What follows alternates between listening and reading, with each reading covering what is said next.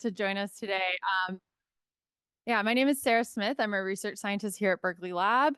I've been working on the CalFlex Hub project since it began a few years ago, and I'll be talking a little bit later in the day about the analysis efforts I lead for that. But for now, I'm really excited to be here moderating this panel with some representatives from our community choice aggregators here in the state. So, most of the audience is probably familiar with CCAs, but in case you're not, community choice aggregators are load-serving entities. They are utilities who provide electricity to their customers, typically or within the territories of the investor-owned utilities. So they provide the energy and the generation resources to those customers, and then the investor-owned utility has the distribution assets as well. So it offers, customers choice as in the name, and their energy providers, and they run, programs and pricing structures and everything within their own offerings. And so there's currently 25 CCAs in California, and according to the Cal CCA website, there are 14 million customers on that are CCA customers, which is quite striking because when we last got our IOU data or our data for our 2019 CPUC study, there was about 13 or 14 million customers total. And so, yeah, it's a very significant operation. So really important to be familiar with what they have going on in load flexibility and just understand, more about what the CCAs have to offer. So, yeah, I'd like to welcome our panelists. We have Kimberly Beltran here from Sonoma Clean Power, Alexandra McGee from Marin Clean Energy, and Sierra Huffman from Valley Clean Energy. So they'll each give some introductory remarks about their organizations, and then I'll have a few questions, and then we'll open it up to a few audience questions as well. So can we go to the next slide? Let's see who's up first. So Alexandra, take it away. All right. Can you hear me all right? Zoom coming in clear. Do you mind if I stand up actually, Sarah? Yeah, please. Okay, great. Wonderful.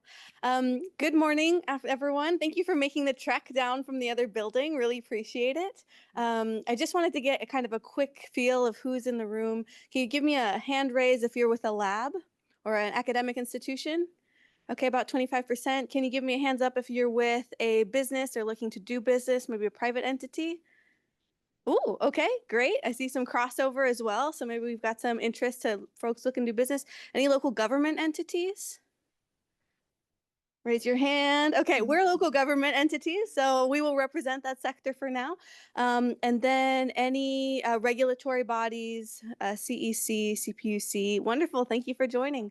Okay, so it's a diverse crowd. Just wanted to know who we're talking to, who we can kind of cater our comments towards. As Sarah mentioned, my name's Alexandra McGee. I'm the Vice President of Strategic Initiatives at MCE. So clearing up something that came up in the elevator, we're not just Marin. We actually generate electricity for Marin, Napa, Contra Costa, and Solano counties. And so that includes the refinery corridor. It's kind of the area along the San Pablo Bay that has 5 different refineries. And so we are very attentive to the needs, particularly in that community, given that it is industrially a energy community, as the DOE would call it, and could benefit from decentralized resources, clean resources, renewable energy, and the like. So I have a couple slides, though I would love for this to be a bit more conversational. One of the pilots that I was hoping to illustrate for you today is actually the virtual power plant, because I think it touches on some of the flexibility needs that we're going to be prioritizing today, but also has an equity lens and is quite CCA in its approach. And what I love about the CCAs is that because we serve very different communities across California, we can adapt our programs to reflect the needs of the community members. So it's not quite a one-size-fits-all. So the pilots you'll hear about today are quite customized to those needs. So just a sneak peek at the VPP. This VPP is focused in the city of Richmond. City of Richmond, as you might know, actually has had a refinery since before it was Richmond. Chevron's been there since before the city incorporated. As a result, the Cal Enviro screen ranks it as a disadvantaged community. It has very high levels of air particulate emissions and associated health impacts to the community. And so we're working with the CEC on a grant to rehabilitate a number of homes within the city to have flexible devices, renewable, clean, and flexible devices. For the purposes of the conversation today, I think it's important to note that the CCA can lend a lot of technical support to the development of a project like this. I wrote the tariff that our board passed in a month, I think. Between me finishing it and it getting passed, might have been a month and a half. So for those of you in the regulatory space, I should put your jaws back up because it's just such an enormously fast timeline. We do have the autonomy to set our own rates. It's one of the things that makes us a really powerful tool for climate activism. So we receive meter data, or not directly. That's actually an element of why this VPP is important. But all of our customers have historical load. We can look at that load, target customers that have a very peaky load where that flexible demand would be really beneficial to capture. And so in the city of Richmond, not only are we retrofitting existing houses, so these are houses where they have solar already installed. We have a long-term partnership with Grid Alternatives to make sure solar is accessible to low-income families. So we're going back to those low-income families and saying, let's squeeze more value out of this for you, and offering them a heat pump water heater or a battery or a smart thermostat or a smart plug. That gets to the interoperability of these flexible devices so that you can essentially meet the customer where they're at, not a one size fits all. You're adjusting based on the constraints of their own home, their panel requirements, etc. And then also you'll see this before picture. Would you mind clicking to the after just to make it a little more balanced of a slide? There's also a opportunity to fully retrofit formerly abandoned homes. So I want to really throw this out here because I'm always looking for partners to expand a financial tool that we've helped develop called a social impact bond, where we work with the local city to essentially create a revolving loan fund to purchase and remediate formerly abandoned homes, as in the before, into fully modern, state-of-the-art, all-electric homes and sell them at a discount to first-time lower-income home buyers. So those of you in the Bay Area, at a discount, home, all modern, jaws back up. These fully modern homes, as I mentioned, they're to first-time home buyers in a city where especially communities of color have been locked out of home ownership due to racist deeds and covenants that have been kind of a legacy in this region, and redlining, if you're familiar with that. And so it's in a way to build intergenerational wealth. So you have interoperability, you have equity, you have intergenerational wealth, and while we're meeting our technical targets to support these flexible goals across the state. So I won't go into each of the objectives because, to be honest, I don't know how much time I have left, but I know I have one more slide if we want to give it a one click through. Oh, goodness. Okay, we have 2 more slides. I'll come back to this if people have questions about tariffs. I just wanted to point out that one of the key elements of today's conference is the shift into dynamic rates. And so the VPP, as currently built, is using a flat billing system. It essentially says, we anticipate that these devices we're putting into your home will generate a value at 11 cents a kilowatt hour. And we expect, based on some assumptions, that at the end of the year, it will culminate in an X amount. That anticipated value is shared with that customer on their monthly bill, directly on their bill. It's not a separate check they have to deposit or anything. So it immediately goes to drop their energy burden. However, it is flat, and so it's not tied to the market rates or the MIDAS or the LMS goals that were mentioned earlier. So we do want to shift into a future VPP value sharing system and working with the labs on hopefully a grant from the CEC to help make this happen. The transition to a dynamic rate tariff would be more accurate in evaluating the flexibility of those devices so that we can more accurately share the value with those customers. Okay, now we have one more click. I'm going to hand it to my colleagues up front here, which is just to note, we've got other muscles we're flexing too. Get it? Flex. All right, thank you. I love you guys. Another crowd wouldn't be so friendly. I really appreciate that. So besides the VPP and besides the tariff work, we also have other programs that we're trying to align with this push towards dynamic rates and flexibility in the homes. And one of those pilots is called MCE Sync, where we have a couple thousand customers enrolled for their EVs to shift their charging to more appropriate times of the day. Perhaps it's when it's cheaper or when it's less carbon intensive. So far, we've been able to shift 90% of those charging out of peak hours, which we're really proud of. But they're limited to a particular subset of cars. So we want to make sure that we're growing this pilot as well, more cars, more homeowners to participate in the program. And obviously they're benefiting financially by providing this service to MCE. So again, this is another pilot where we're trying to push it towards dynamic pricing with a smaller subset of customers. Right now, we're really hungry for data. We don't get direct AMI data from the smart meters. That's kind of a pain point for the CCAs. And so we are trying to get data from other aspects, for example, communicating directly with the EV charger or with these VPP integrated homes through a HON device. And I believe that's probably enough time for me. I'm happy to take questions at the end, but I will hand it to one of my colleagues here. There we go.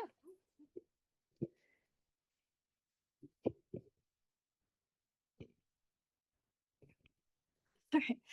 Sorry, this is my first presentation with an in-person audience. So if I sound nervous, it's because I am. All right. So again, my name is Sierra Huffman, and I work for Valley Clean Energy. And we'll be talking to you about our pilot program today. And it's called AgFit. So it's our agricultural flexible irrigation technology. Okay, so before we even talk about what that program looks like or how it functions, it's kind of important to understand why we targeted the ag industry in the first place. And so we're Valley Clean Energy. We serve a county called Yolo. And if you look at our service territory, about 85% of it is designated for agricultural use. So while only about 3% of our customers are ag, the load that they consume is about 16% of our peak or about 18% of our overall annual load. So quite a significant amount of what we procure for our customers goes to ag. We've also seen that our agricultural load is volatile. It's hard to predict because it's tied to weather and rainfall. So kind of getting those numbers right, whether we're going into a wet year or a dry year, can make a big difference in how much we need to procure. There's also, of course, studies by the LBNL, the CEC, and then by who ended up being our project partners going into AgFit, so Polaris Energy Services and TMIX, saying that agriculture, especially pumping and irrigation, is flexible. There's a lot of potential there, and then it's seen as kind of a cost-effective to automate instead of other, other things like installing batteries to cover that load. All right, next, please. All right, so taking all that into account, why we targeted ag, we wanted to, design a program that helped these customers shift and shape their load. So we came up, so AgFit was born into existence. Initially, we needed, a reason. This is a brand new kind of concept and idea of dynamic rates, a reason for you to want to enroll in the pilot program. So that was where the incentives came from, as well as getting farmers and irrigators the tools that they needed to shift load. So we provided $200 per kilowatt of automation incentives on top of the concept that you could shift your load and then save on bills, your monthly bills. We also provided kind of customer support. So there's training on the software and the portal that they'd end up using to make schedules for this program, as well as one-on-one calls, having somebody there at your fingertips if you had any questions initially when you started all the way throughout your performance through the pilot.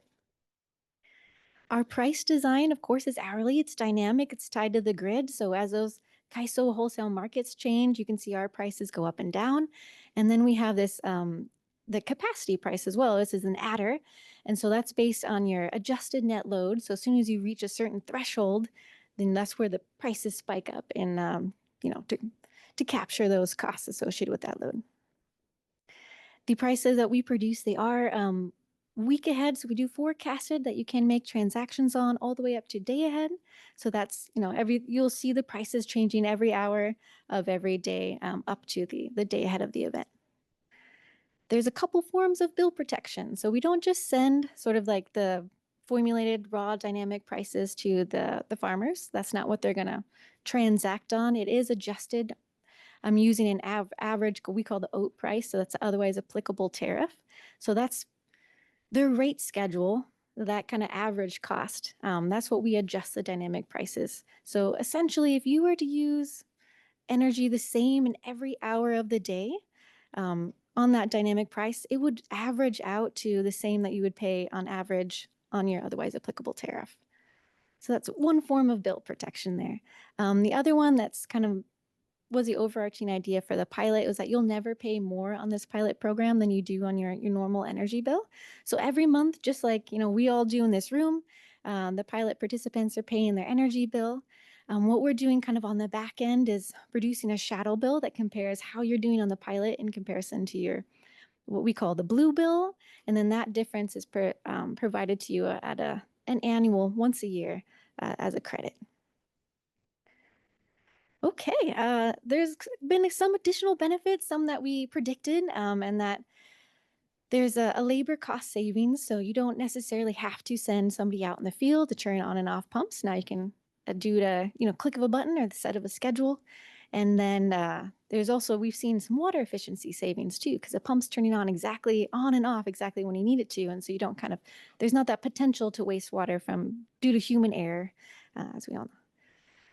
Okay, so program results. So we did do a preliminary assessment, which just looked at the first few months of the pilot. That was mostly used internally, but it did show up in a couple of dockets that we use to sort of shape the future of AgFit.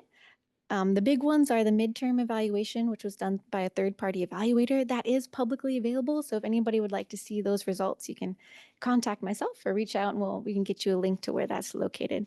The final evaluation, that's going to be looking at all 3 years of the pilot. Right now, we're right in the final growing season, and that'll be available March 2025. So that'll be the big one, the one with all the information in it. So next, please. All right. So who participated and what did we learn from this pilot? So we had 7 customers. That's where we capped out 7 customers and 66 service points or meters. In total, that was about 3.9 megawatts of enrolled load. And we had a diversity of, types of farms. So everything from orchards to row crops. Couple of the key takeaways are kind of things that we learned that stuck out that might be of interest. That the price response that we saw was outside of the peak window. So you're not just responding to this block time of expensive price that goes from 4 to 9 as you would on time of use. Now you're capturing the different ramp hours and the times where the prices are increasing, but maybe not at their peak, and they're shifting out of a wider array than just that block time, which could be beneficial to the grid. We have seen that automation, of course, is driving customer action. I think that the hard part will be piecing out whether the automation was a key driver, is the price is the key driver, or are they both together an important kind of combination. For this specific customer class, because we were providing week ahead prices that were transactable, so they could kind of lock in that price by saying they were going to run or not run at a certain time, that is when these irrigators that's when they set their schedule a week ahead. So they sat down on like a Sunday or a Monday and kind of planned out their week in advance of when they needed to water and when they didn't. And then they kind of just let it sit for the rest of the week. So they weren't going back in there and adjusting. So even though the prices are changing every hour, every day, they don't kind of go back and modify their schedules based on the new data. They run their business and they set everything like normally would, even on a dynamic rates pilot. Okay, having kind of community and industry ties going into this was really key for getting this pilot off the ground.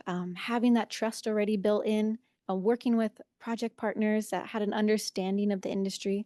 I don't think we would have had as much of results if we didn't have those strong ties. And then the last bit. So this is, it may seem rather obvious, but something that we're learning. There is a lag time between when you take action, you set your schedule, to when you actually see the results of your performance. So you need to set your schedule, then it's like how much energy you actually use, then you receive your bill from the utility, and then we've got to go back and compare how you did on AgFit to your utility bill. And there can be a couple months of lag between how you see the results of your action taken from what you did. And because of that lag time, we just need, I guess, in order to kind of maximize performance or make sure customers stay interested and understand that this time and investment they're putting in has kind of some monetary benefit at the end, they would like to see those results sooner. So that is something we're learning and something that we're probably going to strive to improve with the future of dynamic pricing. All right, well, thank you very much.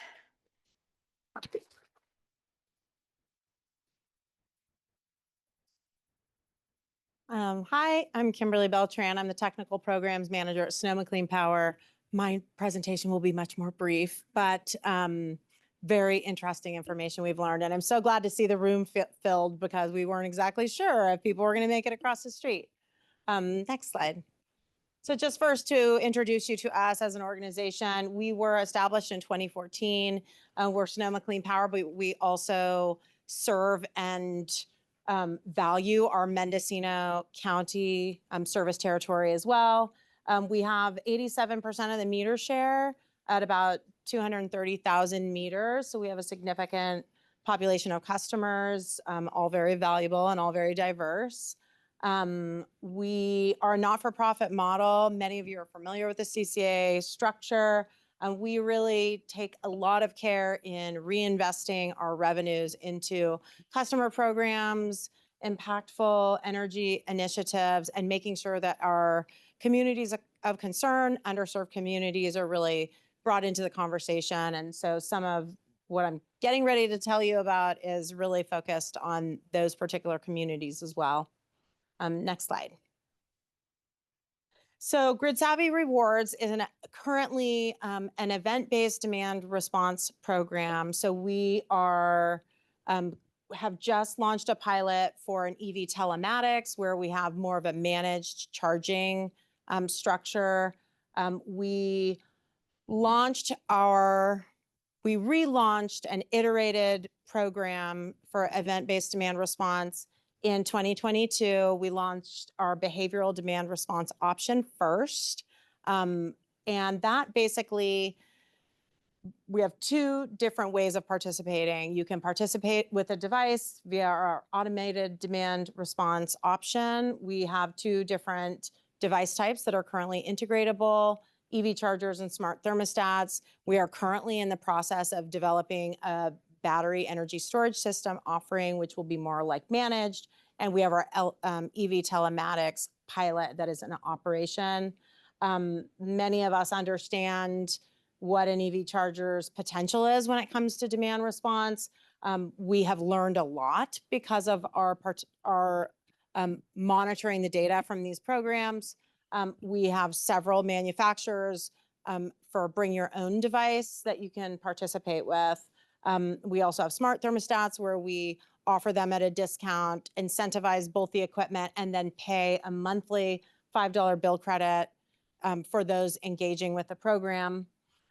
The partnership that we formed with AutoGrid, who provides our DERMS platform where we are able to manage the devices, has been developed over the last 3 years. We are able to optimize load flexibility and watch and manage the control of all of these devices based on what we are seeing in the CAISO pricing and demand concern. So our behavioral demand response option was very important to us. We currently have 11,000 customers engaged in that. We have about 14,000 engaged across the two different participation models. With our behavioral demand response option, we send a notice that there is a time where we either see grid constraints, congestion, or reduced supply, where we see a need for our customers to pull the lever for our customers to reduce load. They're rewarded via a performance reward of $2 per kilowatt hour saved. We are really working to scale the program right now, so our incentives are a little inflated while we are working out exactly what the avoided cost for those resources are, both our human resources and our device resources. We are in the next years moving our automated demand response into a performance-based incentive as well. So right now it has been flat $5 per month if you're participating with one or more devices. One of the really critical components of our program was that we wanted every household to be able to participate regardless of access to technology, which really sparked our behavioral demand response program option. It's called Alerts through Grid Savvy Rewards, because you can be in a rental unit with very little technology. You get a text message on your phone and you're able to respond. And what we are really proud of is that our service territory, we have about 18% that are on a CARE-FARA rate, which is a reduced rate for low to moderate income households, actually low income households. And we have a 30% participation rate with that same customer class in the program. So we've made it extremely accessible. We offer notifications via phone call, email, text message. So even those families or households that don't have access to broadband or a computer or even a cellular phone can still participate and be empowered to participate in the program. I wanted to include this. This is some of our M&V. As we are scaling, we are looking at so much data. We receive measurement and verification, M&V, from our DERMS provider, AutoGrid, via Flex platform. We also have a robust planning analytics team, which is running side-by-side performance forecasts so that we can really compare and make sure that both we are building the structure so that we can measure performance and also so that we can back check to make sure that our providers and what we're seeing in the data is accurate. Let me think, what else can I say on this? I mean, we're really excited. In particular, we are looking to include everyone in this conversation. We do not think that it will only be those households that can afford sophisticated technology. We have a unique service territory where we have quite a bit of our customers who do not have reliable internet or broadband. We also have high outage district. I'm sure most of us understand that we suffer from wildfire risk. We have PSPS, power shutoffs to contend with. So we're looking at all of these factors and trying to build a program that really can be participated by anyone and that we can be very informative and supporting those individuals and understanding that when they use energy is as impactful as how much they use. You'd be surprised to find out how few people really understand time of use, even if they are on that rate structure. Families are busy and just don't have the bandwidth to understand or pay attention to those numbers. So we're excited with what can come. So I think I'll leave it at that. Right. Thank you so much to our panelists.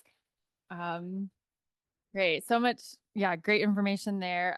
Since we do have such a great audience here in person, I want to make sure we get to their questions. So I'm just going to kind of compress my questions down to a couple. So first, I wanted to see if any of you wanted to share more thoughts around what you've learned or where you see that flexible loads can really provide value to lower the cost of serving energy, lower the cost of operating the grid, make the grid, more reliable. What have you seen either, value that's been incurred from the programs you've been running, or where do you see kind of the main goals of all these efforts? I can start. I'll start. So last year we had about 7,000 and change participating in Grid Savvy Rewards, and we shed 3 megawatts on average when we called events. So watching the grid, watching for a period where we needed to shed. 3 megawatts is not going to solve all of the issues in California, but when scaled, it does demonstrate that we can make real movement. In addition, if we reduce our load during those most volatile pricing periods, we can make an impact when the cost of energy is the highest during those EEA watch when peak demand has really caused a lot of market volatility and by default, reducing our resource adequacy obligation. So just reducing costs in addition to incentivizing households, we can reduce our cost to procure energy on behalf of our customers, and that will ultimately be shared in the form of lower rates. Big question, Sarah. I think what I'd like to hone in on, the leveraging the reduction resource adequacy costs is actually significant for the community choice aggregators. I think it'll be an opportunity for us to pass along those savings to the participants as well. So as I mentioned, our strategy right now is a bit focused on a very decentralized approach. We're kind of going very incremental with the very small capacities to make sure that every household has the ability to participate. And so for the value to the customer, they're getting subsidized technology in their homes, right? So that drops the cost. Then we're shifting their load to be at more appropriate or least expensive times of the day, and that's an additional savings. And then they're getting a monthly payment on top of that to reduce their savings additionally. MCE is therefore saving funds in resource adequacy as well as our participation buying energy and capacity, and we pass along that savings through the rates as well. So there's kind of a 4-tiered way to drop the cost to the customer. And in the process, you're improving housing stock and allowing for these customers to be more flexible. I will say throughout MCE's service area, we have about 400 megawatts of distributed solar resources, homes, businesses, parking lots. If we could capture some of the flexibility of those 400 megawatts and not have to build additional projects on, out in on a farm or out in the Central Valley, that's an additional savings, an additional environmental benefit as well. All right. Well, I would say, whether it's the size or the newness or of the length that the pilot was running of AgFit, it wasn't we haven't really realized sort of the monetary benefits of it, whether it's changing how much energy we're procuring or the way we interact with the CAISO market or reducing our IRA costs. Those are sort of I don't want to say, those are ideas that we see coming down the line, but not something that we realize from AgFit because so it's a new small pilot program. I will say that there was, in the first year of our pilot, there was that kind of extreme heat wave that rolled through Yolo County. And so there was some CalFlex alerts that went out that happened because we were, I think, like 112 degrees for a week or two straight. And so those flex alerts went out, and we went in and checked with our customers to see, well, how much are they scheduled? How much they plan to run? Do we need to contact them and try to flex as much load as we can? And they had already flexed out of those hours. They had already shifted out of those hours. So I guess the idea that these dynamic prices, they were sending the signal, and they had already, even a week in advance, taken the action to move out of those hours. So it did, there's that idea that it's sending the right signal and that folks are taking the right action. And I will say too, as business people that are thinking about their business, the energy bill can be a bit frustrating. You don't exactly understand your demand charges or when you're getting charged money or what you should shift out of, or how, the fact that you have to do it for the whole 30-day billing period and not just for the majority of the time. And so managing that can be frustrating. And sometimes you just throw it on the ground or ignore it until you've got to pay something. And so I think the benefit coming out of this was a better understanding of what you're paying for energy, kind of a simplification of it. Even though it's complicated on our end, coming up with those prices, it's simpler on the customer's end. You know exactly what you're paying for that amount of energy in that hour. And so I think there was a little bit of relief too, that, all right, well, this is something I can understand for my business. And so there's a customer benefits too. Okay, thanks. Okay, and then, one more question from me. I want to get your thoughts on what we heard this morning from the keynotes and thinking about the future of making things more flexible, more dynamic, hourly prices, kind of ramping up all of these efforts. Where do you maybe see challenges, or where do you see the need for all of the technology developers and researchers and people here in the room? Where do you see kind of the biggest needs and opportunities to help make that happen?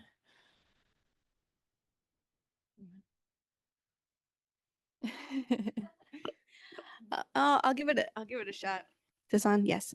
Half the room is business, quarter of the room's academia, very few regulators, and we had no local government besides ourselves. Okay. With that in mind, since the majority of the folks in this room are looking to do business, I think one of the aspects or the challenges that we are facing is the interoperability between different systems.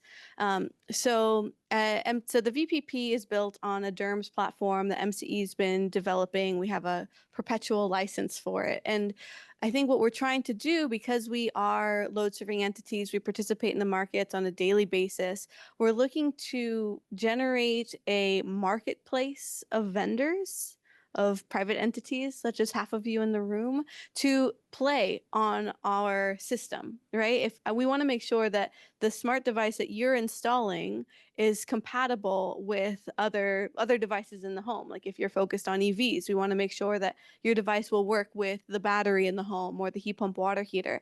And overcoming some of those challenges, it's not as simple as just integrating them into the DERMS and then you're good to go. There's each entity brings with it its proprietary information, its contract language, and trying to facilitate a place where we can have multiple devices from multiple OEMs in a single home to all communicate to a HON device and aggregate that home with all of its neighbors is a exercise in coordination, which the CCAs are trying to do in a decentralized, digitized way, right? We generate power. If the result is avoided costs on the distribution or transmission lines, we actually see none of that benefit. And so we're trying to do so in a way that still helps the load shape we have to procure for while benefiting a system, while not having control over that system in per se. And I will just note, in case there just happens to be a magician in the room, that working out the interconnection queue and getting our customers' batteries hooked up in a timely way is also a pain point that I would love some help on. Some of our customers, just anecdotally, because I don't know how much of a trend it is. We did have one particular customer that waited almost 700 days to get their battery interconnected into the system. So calling magicians, I'm looking to hire, and I'll end it at that. Let's see. So challenges, there are many. Some of, I think, the pronounced challenges for us have been related on technologies and dispatch abilities and maintaining connections with our devices. We had a heat pump water heater program at one point, which we actually had to moonlight because every time we sent a signal or if there was a power outage, the programming would go away and then quietly the heat pump water heater would be doing all kinds of bad behavior at bad hours of the day. They were unreliable in terms of their connectivity. So a big part of it is that, but another part of it is making sure that every thermostat that's being sold today has the potential to be integrated. Whether the integrations are here or not, having those devices that are on the shelf that are going to be installed and in a home for 10, 15 to 20 years should at minimum have the ability to connect when it is time. Because I think that one of our biggest problems, we have 3 manufacturers for thermostats. You can bring your own thermostat. We have 3 manufacturers for EV chargers. We all know that there's far more out there in the market that needs to be capable of joining the conversation. We see the program as a huge communication and connection tool with our customers. We want to be that. We want it to be accessible and impactful. While we're still only, skimming the surface on what's out there in terms of technologies, we're going to have limitations that we can't overcome. So. All right. I'll say a challenge that we're facing is when we talk about bill savings, like on a dynamic rate, it also means for us as an LSE, bill savings also sort of mean revenue loss. And so there's that idea, I think it was in the CalFuse white paper, where they say if a customer is shifting and saving, the utility needs to see that same savings on their end too. So I guess understanding for us that the cost and the benefits of it is a really important piece, and still a little bit of an unknown, especially since we're in this, the beginning phase of this, the pilot. Because the way a CCA, and it's sometimes CCA specific, is the way we do business. It's not always publicly available information. The way we interact with the CAISO market, day ahead in real time, the way we settle with CAISO, the way we hedge, how much we hedge, and what energy we procure in advance. I guess, what do we need to change, or how do we need to operate, or the way we operate right now? What I guess savings do we see coming out of the dynamic rates, or customers participating on dynamic rates and shifting? So I think that's still a really important piece to understand, specifically as Valley Clean Energy, and what it means for us. Thank you so much. So yeah, I would love to see if anyone in the room has questions for our panelists. Okay, Tristan? Yeah. You talked about interoperability center. You mentioned like prioritization. So, I mean, voice control seems to be a big interoperability. So,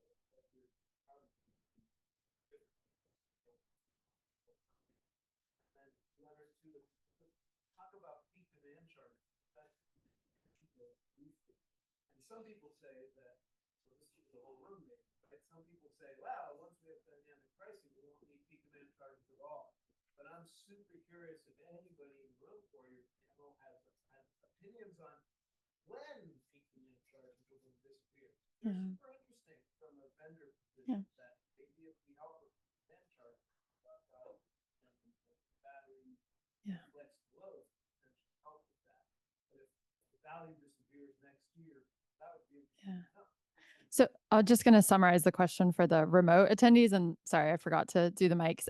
So there was a part one of the question around the interoperability needs, and then question around how peak demand charges fit in with this dynamic pricing future, and when we might see those kind of leave the room, if and when. So yeah, please.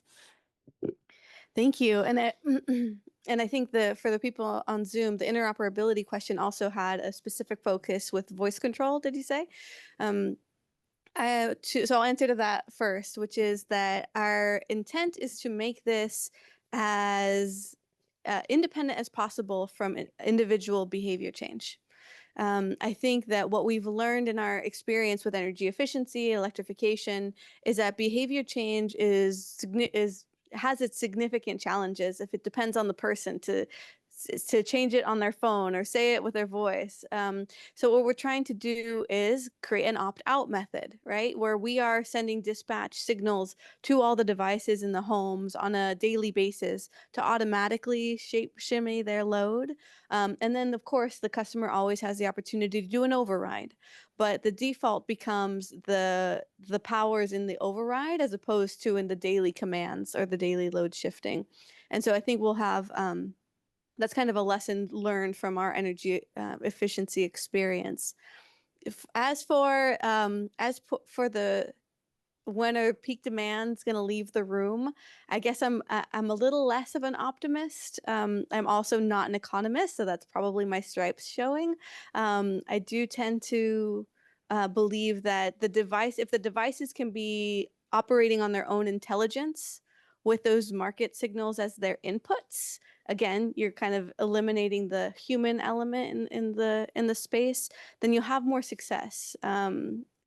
But that is kind of a mechanization of the shifting rather than depending on the human.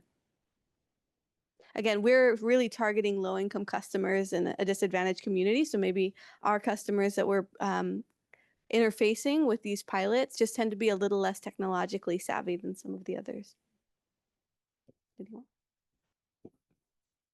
Oh, just to add to that, I agree that some customers, and I had it in my notes to try and make sure I mention, some customers are very uncomfortable about having automations, and some customers do not want to hear about it. They want the devices to do what they need to do without participating. So leaving that kind of ability for people to participate, meeting them where they're at in terms of their comfort around that is big. I like that perspective, because it is true that putting people into the equation changes everything. If anybody's ever tried to build net zero energy homes, they'll, as soon as you put a person in, everything goes out the window. So yeah, so we recognize that weakness too, so. Yeah, please. All right, so I did have a comment on just on the demand chart, just aspect of it. So for AgFit, we threw the demand charges out the window. We we wanted a price of energy that you knew exactly what you were paying in that hour. So the demand, you don't know until your month is done, and all of your energy load is sort of added up until you understand what that price is going to be at the end. So for the customer class, to build that trust, they wanted to know what they were paying in that hour, and that's what we strove to do. There is kind of going into the future with CalFuse and the pilots, they're still kind of capturing what that cost would be in the subscription, and then as well as in that kind of when we're averaging those dynamic prices. But it's not, yeah, I guess it's still kind of being captured in ways, but it's just a more of a known, because you can see that price in that hour than it is in your normal tariff. Very, very complicated and very much an active discussion of, are those demand charges going to be locked in the subscription? Are they going to be updated and passed through? And yeah, it's a big open-ended question. So I do want to squeeze in one more audience question before we have to go. Yes, please. And we'll get you a mic. Was it? Hi, thank you. Robert Kasman with PG&E. I know the answer for VCE, so this question is really directed toward Alexandra and Kimberly. You talked about some of the pilots and programs that you have existing today, as well as new pilots that you're going to roll out. Like at MC, you're going to do the sync pilot, an RTP aspect. That's going to involve the need for generating the dynamic prices. You need to build a price engine. Also, a side question for Kimberly, you mentioned about the BDR pilot. I wasn't clear if that's only for residential customers or non-res as well. But my main question for both of you is, how are all the costs associated with these programs and pilots funded?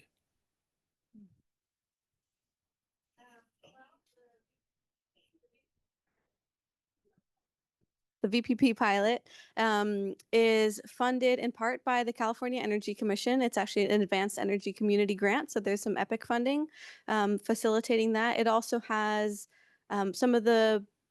there is funding coming from MCE as well. There are, like I said, a portfolio of devices to meet the customer needs. Some of those devices are actually paid for from the CPUC, because we have a CPUC portfolio of energy efficiency programs. So we're trying to weave together different funding sources. Originally, there was also SCHIP costs or SCHIP funding available to batteries. We're kind of trying to work that out right now. There's a provision that should be clarified by Q1 to allow for customers to access SCHIP funding without the need of having to opt out of their CCA. Once we resolve that, then SCHIP funding would be another element to fund that program. The MCE Sync program also receives MCE funding as well as grant funding from the CEC. Mine's very easy because all of the program costs, administrative and incentives are paid for by revenue. So we're not using any grant funds currently to fund that. So, and we are looking very carefully at avoided cost calculations, including lost revenue, as was mentioned, so that we can really capture and align our incentives in coming iterations with what we're actually avoiding in costs and losing in revenue. So it is a big part of our mission to align better. So. Well, thank you so much to all our panelists and to the audience for joining us. Round of applause for these folks. So we have about 15 minutes between the sessions. So if you have more questions or want to, hang out, get some more snacks. And then I believe, if this agenda I'm looking at is right, that the next session in this room will be showcasing CalFlex Hub technology projects on large commercial and campus applications. And back in the room where the keynotes were, there will be similar, again, CalFlex Hub project showcases on residential and small commercial projects Do I have that right? Anyway, yes. Okay, so those will begin at 10:55. Thank you. And if anyone has additional questions, you can use the app, or if you're online, just type them into the Q&A. We'll make sure those get answered and sent out to everyone after the symposium.